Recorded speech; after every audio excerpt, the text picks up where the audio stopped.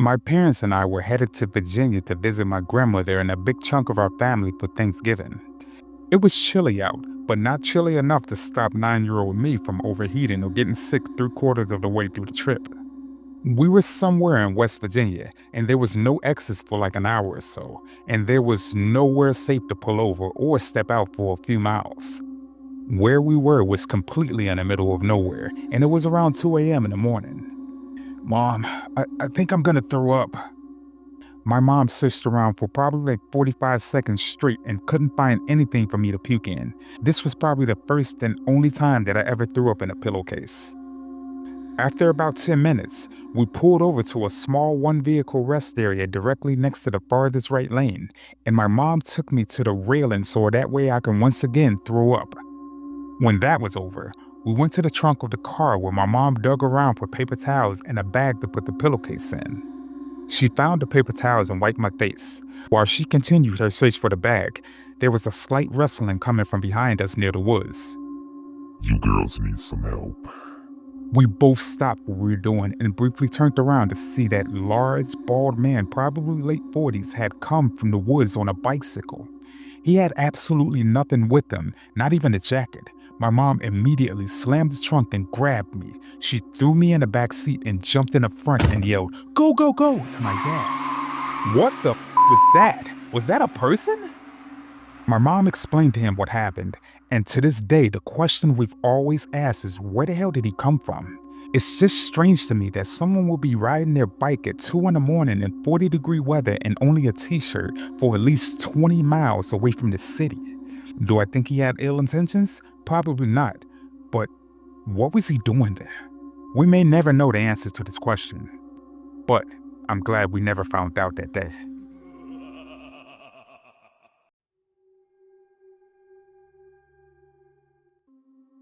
This happened like 6 or 7 years ago. Feel free to ask questions. Your questions might help me jog my memory and I'll remember more details. I played soccer for a year in community college after high school. I knew this guy because he worked for the athletics department. He was another student. Tuesdays and Thursdays, I had a 1-hour gap between classes. This guy noticed me in the library, asked me what I was doing there. I told him I had a 1-hour gap, and he started coming regularly to hang out. I didn't mind it because he seemed like a normal guy. He wasn't wanting for anything, but he just wanted to hang out. He bought me little gifts a few times, like chocolate and stuff. He was being a little too sweet for somebody I barely knew. I didn't even think about red flags. With the gifts, I remember he always downplayed it. He'd be like, "They had extra Kit Kat bars today in the office. Do you want any?" He never said that he purposely bought Kit Kats for me. I know a lot more about boys than I knew back then. I think he knew that buying me gifts would be too much, but he still wanted to do it without doing it. The soccer season for us ended before Thanksgiving. The only teams that kept playing after that were going to the playoffs, which weren't us, but after Thanksgiving, we had finals. In that brief period of time, after the soccer season and before Thanksgiving, he asked me about my classes for the second semester. To be honest, I hadn't been super organized with course registration and I honestly didn't know. Also, the counselors were completely clueless about the situation as well. I didn't tell him, but I remember saying that I didn't want to have another hour gap like this because it wasted so much time. I don't think he was really happy to hear that. He also asked me if I would play another season, and I said no to that. I needed to manage my time better, and playing soccer every day was not helping. I think my mistake was that I said too much and it was unfiltered. I used to do that a lot back then, saying too much without thinking about how it would affect other people's feelings. That was on the last Thursday before Thanksgiving, so no more hour breaks to hang out anymore. We had Thanksgiving break, then we took the finals, and then we had winter break. Everything was great. Winter break is when the real problems started. In the mornings, this guy would literally show up outside of my house while sitting in his car.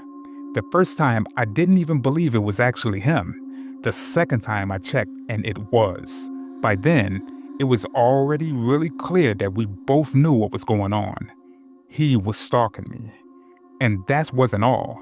I posted on my Instagram story sometimes about the places I was. This guy literally showed up there several times, like girlish stores at the mall where he had zero business being. He did lots of things like that. He also started pointing his phone at me like he was taking pictures. That was even weirder. I basically stopped using social media over this. After winter break discontinued. When my parents were at work, this guy came during the afternoon too. I called the cops a few times. They went and tried to talk to him. He basically told them that he wasn't going to talk, and that was it. I think the cops wanted to help, but they could never do anything about it because he was careful not to break the law.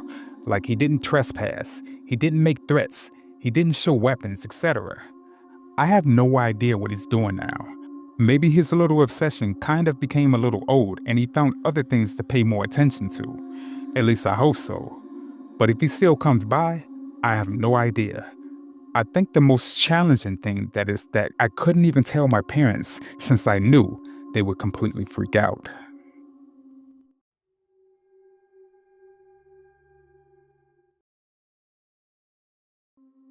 It has been about 2 months since this happened, and I can't explain what happened. On Thanksgiving, on my way down to my parents' house, they told me that my grandmother was rushed to the hospital over the night. They told me it did not look good, so I should stop in and see her. I went there, my cousins were leaving, so I would have some time before anyone else arrived. She was completely unresponsive. She was always very religious, and while I am not, I decided to say a line of the rosary. As I was about 2 or 3 prayers in, the room seemed to get darker like during an eclipse, and my rosary turned a bluish color. It felt like someone's hands was on mine. When I finished, the sky seemed to open back up. I went outside the room after saying my goodbyes, and I mentioned the darkness to someone, and they asked me what I was talking about. This was someone at the front desk, so they would have seen it. Later that day, my grandmother woke up and she was fully responsive. She continued on for another month before she just got too sick, but all of her grandkids and children made the trip to see her this time around. Can anyone explain to me what actually happened?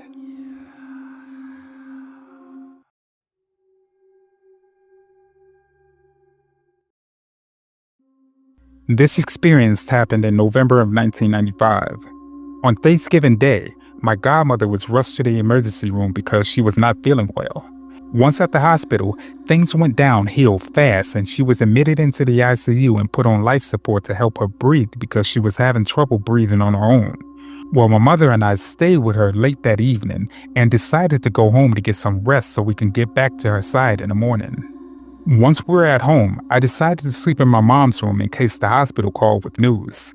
At around 2 a.m., I woke up to dog growling with this low growl, so I nudged him thinking that he was growling in his sleep. A few minutes later, he started again, but this time, he was sitting up on the edge of the bed staring into the living room. Well, my dog got louder and louder until he woke up my mom and we both got up and saw nothing. I calmed my dog down and went back to sleep.